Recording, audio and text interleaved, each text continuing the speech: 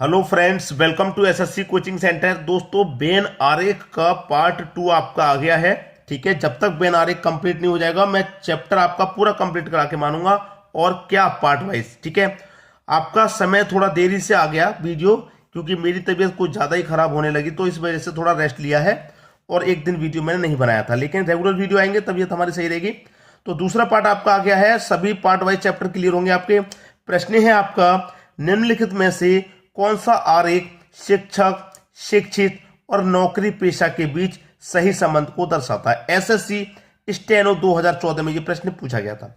4 option है आपके पास। ठीक है, अब इसमें समझने वाली बात क्या है मैं आपको बता दूं। देखिए, समझने वाली बात इसमें यह है कि आपके पास शिक्षक हैं।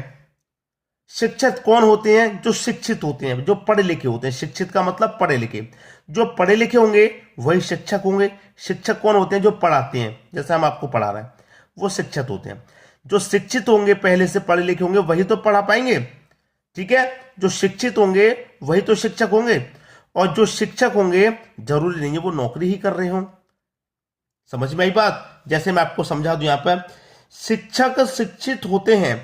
जो शिक्षक हैं वो शिक्षित होते हैं, परंतु यह जरूरी नहीं है कि सभी शिक्षित शिक्षक होंगे। परंतु यह जरूरी नहीं है कि सभी शिक्षित शिक्षक होंगे। सभी शिक्षित शिक्षक होंगे जरूरी नहीं है। सभी शिक्षक नौकरी पेशा हों, ऐसा भी जरूरी नहीं है। सभी शिक्षक नौकरी कर रहे हों, ऐसा जरूरी नहीं है।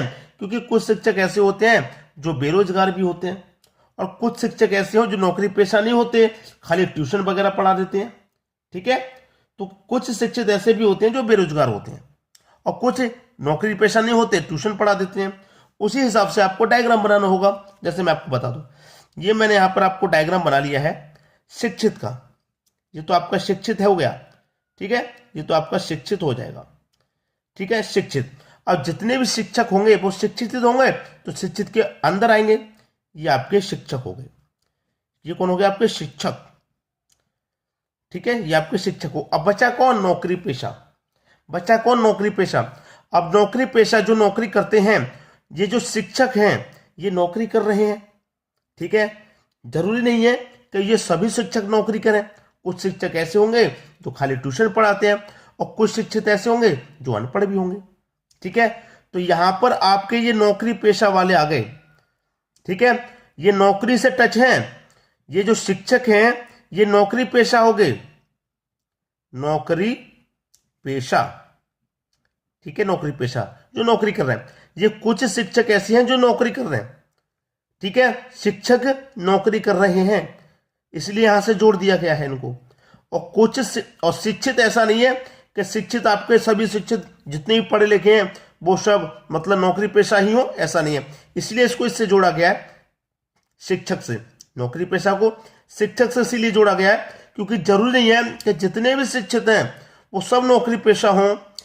जरूरी नहीं है सभी नौकरी पेशा हों। कुछ बेरोजगार भी होते हैं, कुछ खाली ट्यूशन वगैरह पढ़ा के अपना काम चला रहे हैं, सबके पास नौकरी नहीं है। इसलिए इसको शिक्षक से जोड़ा गया, नौकरी पेशा को। तो इस तरह का डायग्राम आपके सी ऑप्शन में है, ये आपका सही जवाब हो जाएगा। अब देखेंगे अगला प्रश्न। अगला प्रश्न है, वह आरेख चुनिए जो नीचे दिए गए वर्गों के बीच संबंध का सही निरूपण करता है। 2013 का पूछा गया प्रश्न है। चाय, कॉफी, पेय। भाई यहां पर चाय को भी हम पी सकते हैं, कॉफी को भी हम पीते हैं, और पेय का मतलब क्या है? जितनी भी पीने वाली चीजें होती हैं उनको पेय बोला जाता है। तो सबसे पहले मैं जो डायग्राम है वो पेय का बना लेता हूं, पेय का। ठीक है, अब देखिए जितनी भी चीजें हो, चाहे कोल्ड ड्रिंक हो, चाहे दूध हो, पेप्सी हो, कुछ भी जो भी पीने वाली चीजें उनको सबको पेय बोला जाता है। तो ये मैंने पेय का बना लिया। अब चाय भी हमारी पीने वाली चीज है, चाय को भी हम पी सकते हैं, ये पेय पदार्थ है, ये हमारा चाय हो गया। भाई चाय कहाँ आएगा? पेय पदार्थ के अंदर ही आएगा, पेय के अंदर। और कॉफी वो हम पी सकते हैं, ये हमारा कॉफी आ गया। ठीक है, दोनों अलग अलग इसलिए आए हैं क्योंकि दोनों अलग अलग चीजें, चाय अलग चीज है, कॉफी अलग चीज है, दोनों अलग अलग। अटैचमेंट दोनों का नहीं है कोई भी। ठीक है, ये दोनों पेय पदार्थ है इसलिए पेय के अंदर आ रहे हैं। तो इस तरीके की आकृति बनेगी। चाय और कॉफी दोनों पेय पदार्थ हैं। तो इस तरह की आकृति कहां पर है भाई? आपके बी ऑप्शन में है। बी ऑप्शन आपका सही जवाब हो गया। अब देखेंगे अगला प्रश्न। अगला प्रश्न है, निम्नलिखित में से कौन सा चित्र भवन, लंबा और आदमी के संबंध को दर्शाता है? यूपी पुलिस 2013 में आया था भाई। भवन, लंबा और आदमी के संबंध को दर्शाता है। देखिए, भवन, भवन का मतलब क्या है? जो भी आपका कोई मंदिर हो, भवन हो, उसको आप कितना बड़ा भी बना सकते हैं, कितना ऊंचा कितना लंबा भी उसे बना जा सकता है, कितना भी लंबा उसे बनाया जा सकता है। और आदमी की भी लंबाई होती है, आदमी भी कितना लंबा, 5 फुट, 4 फुट, 6 फुट, 7 फुट तक का हो जाता है। इसी तरीके से कैसे बनेगा? सबसे पहले आएगा बीच में लंबा, लंबा वाला आएगा, ठीक है, लंबा। अब लंबा क्या होता है? आदमी भी आपका लंबा होता है भाई, आदमी भी आपका लंबा होता है, ठीक है। और भवन, भवन भी आपका लंबा हो सकता है, ठीक है। तो यहां पर क्या बनेगा?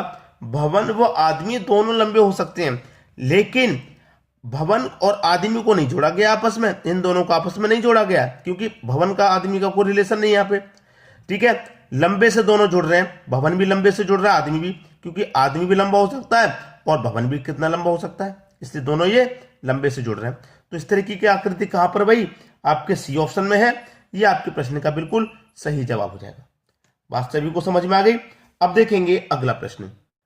अगला प्रश्न है, कौन सा आरेख दिए गए 3 वर्ग पति पत्नी तथा परिवार के बीच संबंध का सही निरूपण करता है? यह प्रश्न भी यूपी पुलिस 2014 का है। अब देखिए, पति पत्नी तथा परिवार, देखिए पति पत्नी हो, भाई बहन हो, चाचा ताऊ हो, सभी कहां पर आते हैं? परिवार के अंतर्गत आते हैं। सभी परिवार में शामिल होते हैं कि नहीं होते? तो यहां पर एक बात तो क्लियर हो गई कि पति पत्नी, चाचा ताई, भाई बहन कोई भी हो, वो सभी परिवार में आते हैं। तो सब परिवार में आते हैं, तो सबसे पहले तो परिवार का ही बना लो, ठीक है। सबसे पहले हम क्या बना लेंगे? परिवार का डायग्राम, परिवार का बना लिया। अब परिवार के अंदर ही क्या आता है? पति आता है आपका, ठीक है। अब परिवार में ही शामिल होती है पत्नी। इस तरीके से इसका डायग्राम आपका बन जाएगा, ठीक है। पति व पत्नी दोनों परिवार का हिस्सा हैं। चाचा ताऊ हो, भाई बहन हो, ये भी परिवार का हिस्सा होते हैं। तो इस तरीके से कोई भी प्रश्न आएगा तो आप उसे इसी तरीके से बनाएंगे। अब इस तरीके की आकृति आपके किस ऑप्शन में दिखाई दे रही है? आप कहेंगे सर हमें तो सी ऑप्शन में दिखाई दे रही है। तो सी ऑप्शन क्या हो जाएगा? आपके प्रश्न का बिल्कुल सही जवाब। बात क्लियर है सभी को? अब देखेंगे अगला प्रश्न। अगला प्रश्न है, वह आरेख चुनिए जो नीचे दिए गए वर्गों के बीच संबंध का सही निरूपण करता है। स्तनपाई, कुत्ता, चमगादड़। ये 2013 का प्रश्न है। अब देखिए, कुत्ता, चमगादड़ ये स्तनपाई के अंदर आते हैं कि नहीं आते? ये क्या है? स्तनपाई है। कुत्ता, चमगादड़ ये क्या है? स्तनपाई। तो सबसे पहले तो आपको स्तनपाई का बना लेना है। ये स्तनपाई जानवर है हमारे, स्तनपाई, ठीक है। ये मैंने स्तनपाई का बना लिया। अब स्तनपाई के अंदर ही क्या आता है? चमगादड़, ठीक है, चमगादड़। और स्तनपाई क्या होता है? कुत्ता भी हमारा एक स्तनपाई जानवर है। तो दोनों कहां पर आएंगे? स्तनपाई के अंदर ही आएंगे। तो इस तरीके की आकृति आपकी सही आंसर हो जाएगा। अब इस तरीके की आकृति कहां पर आपको? आप देख लेंगे सर डी ऑप्शन में। डी ऑप्शन हमारे प्रश्न का सही था। अब आपको क्या होना है कि आपको जब वेन आरेख पढ़ना है, तो वेन आरेख जब आप पढ़ेंगे तो आपको इस चीज की जानकारी होनी चाहिए कि हमारे कौन कौन से जानवर हैं, हमारे कौन कौन से ऐसे पक्षी हैं जो स्तनपाई होते हैं, ठीक है। कौन कौन से जीव हमारे किससे शामिल है, ये चीजें आपको याद करनी पड़ेंगी, तभी तो आप इन प्रश्नों को बना पाएंगे, वरना आपको नहीं बना पाएंगे। आपको नहीं पता स्तनपाई के अंतर्गत कौन कौन से जानवर आते हैं, तो आप नहीं बना पाएंगे। इस प्रश्न को छोड़ना पड़ेगा, ठीक है दोस्तों। अब देखेंगे अगला प्रश्न। अगला प्रश्न है, वह आरेख चुनिए जो नीचे दिए गए वर्गों के बीच संबंध का सही निरूपण करता है। द्रव, दूध, नदी, जल। यह भी 2013 का प्रश्न है, कोई बात नहीं। अब यहां पर सबसे पहले आप बता दूं कि मुझे दिया गया द्रव। द्रव क्या होता है? जितनी भी बहने वाली चीजें होती हैं वो द्रव होता है, ठीक है, जो फ्लो होती है।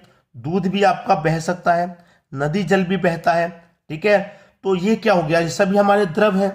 तो सबसे पहले मैं क्या बना लूंगा? द्रव वाला डायग्राम, ठीक है।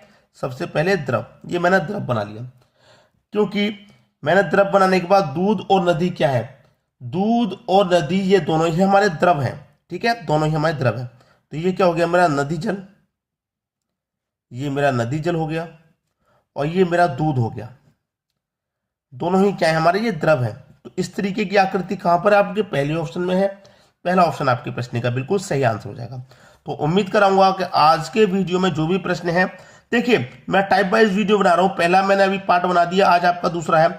जैसे ही पार्ट की संख्या बढ़ती जाएगी वैसे वैसे क्या होगा, आपके टफ लेवल के प्रश्न भी बढ़ते चले जाएंगे। जो बच्चे अभी प्रश्न को आसान समझ रहे हैं, टफ लेवल के प्रश्न भी बढ़ते हुए चले जाएंगे जैसे जैसे पार्ट बढ़ेगा आगे को। ठीक है दोस्तों, तो वीडियो कैसा लगा कमेंट करके जरूर बताइएगा। वीडियो देखने के लिए आपका बहुत बहुत धन्यवाद।